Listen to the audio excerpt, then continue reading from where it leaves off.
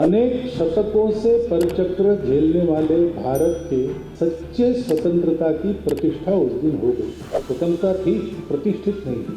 The chief of the RSS said that India never achieved independence in 1947. He said that true independence in India was achieved when the Ram Mandir was built. Is treason, because it is stating that the constitution is invalid. It is stating that everything, the fight against the British was invalid, and he has the audacity to say this publicly. In any other country he would be arrested and tried. RSS प्रमुख मोहन भागवत के सच्ची स्वतंत्रता वाले बयान पर सियासी जंग छिड़ गई है। नेता प्रतिपक्ष राहुल गांधी ने उनके बयान पर पलटवार किया है। राहुल गांधी ने मोहन भागवत के राम मंदिर वाले बयान को राजद्रोह जैसा बताया है। मोहन भागवत ने कहा था कि राम मंदिर बनने के बाद ही देश को सच्ची स्वतंत्रता मिली। इसी को लेकर राहुल गांधी ने कहा कि ऐसा कहना हर भारतीय का अपमान है। पार्टी के नए मुख्यालय के उद्घाटन पर राहुल गांधी ने साफ साफ कहा कि मोहन भागवत किसी और देश में ऐसा कहते तो उन्हें गिरफ्तार कर लिया जाता और उन पर केस चलाया जाता। राहुल गांधी ने कहा कि ये कहना कि भारत को 1947 में आजादी नहीं मिली हर एक भारतीय व्यक्ति का अपमान है। अब समय आ गया है कि हम इस बकवास को सुनना बंद करें, क्योंकि ये लोग सोचते हैं कि वे बस रटते रहेंगे और चिल्लाते रहेंगे।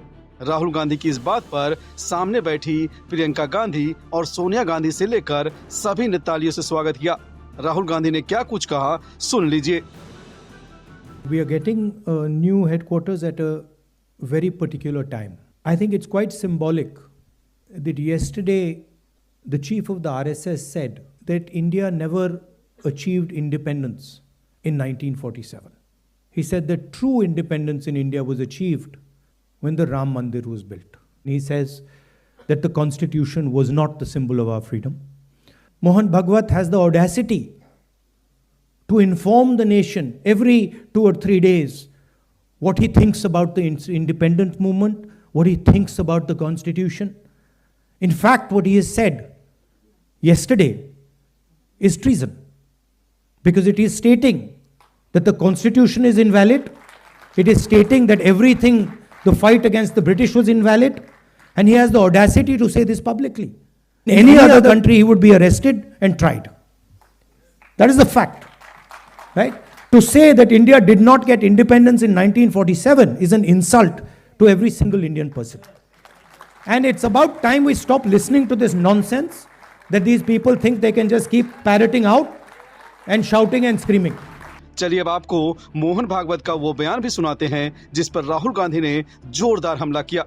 प्रतिष्ठा द्वादशी, पौष शुक्ल द्वादशी का नया नामकरण हुआ।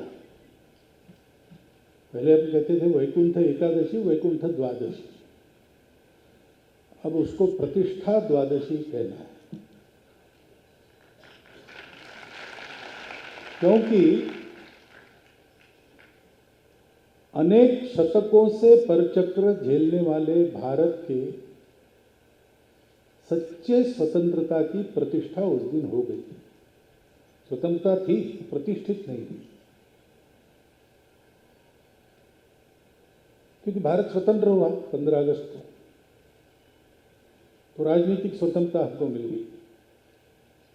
हमारा भाग्य निर्धारण करना हमारे हाथ में आ गया। हमने एक संविधान भी बनाया, एक विशिष्ट दृष्टि जो भारत के अपने स्व से निकलती है, उसमें से वो संविधान दिग्दर्शित हुआ। लेकिन उसके जो भाव है उसके अनुसार चला नहीं।